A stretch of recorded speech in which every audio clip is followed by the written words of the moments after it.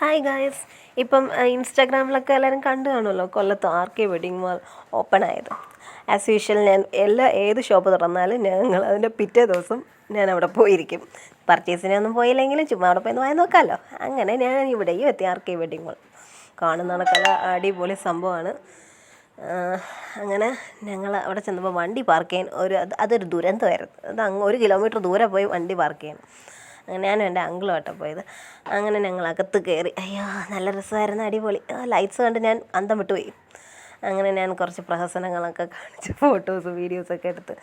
അത് ഗ്രൗണ്ട് ഫ്ലോറിലാണ് നമ്മളുടെ ലേഡീസ് വെയേഴ്സും കാര്യങ്ങളൊക്കെ ഉള്ളത്. അങ്ങനെ ലിഫ്റ്റിൽ കയറി നമ്മൾ അങ്ങനെ എല്ലാം ഒന്ന് കാണാമെന്ന് വിചാരിച്ചു. 4 ഫ്ലോർസ് ഉണ്ട്. അങ്ങനെ ഓരോ ഫ്ലോർസിലും ഇങ്ങനെ കയറാൻ നോക്കി. ഇതിപ്പോൾ നമ്മളിപ്പോൾ ജെൻസിൻ്റെ സൈഡിലോട്ട് പോയതാണ്. അങ്ങനെ അവിടെ ജെൻസും ഉണ്ട്, കുട്ടികളുടെ ഉണ്ട്, പിന്നെ ഫുഡ് വെയേഴ്സും ഉണ്ട്. അങ്ങനെ ഞങ്ങൾ അവിടെ പോയി. നല്ല രസമായിരുന്നു കാണാനൊക്കെ. നല്ല ലൈറ്റ്സൊക്കെ അടിപൊളി. നമുക്ക് അതിൻ്റെ കാര്യത്തിൽ നോ കോംപ്രമൈസ്. അങ്ങനെ അവിടെ നിന്ന് ഞങ്ങൾ ചെരുപ്പിൻ്റെ സെക്ഷനും എല്ലാം നോക്കി.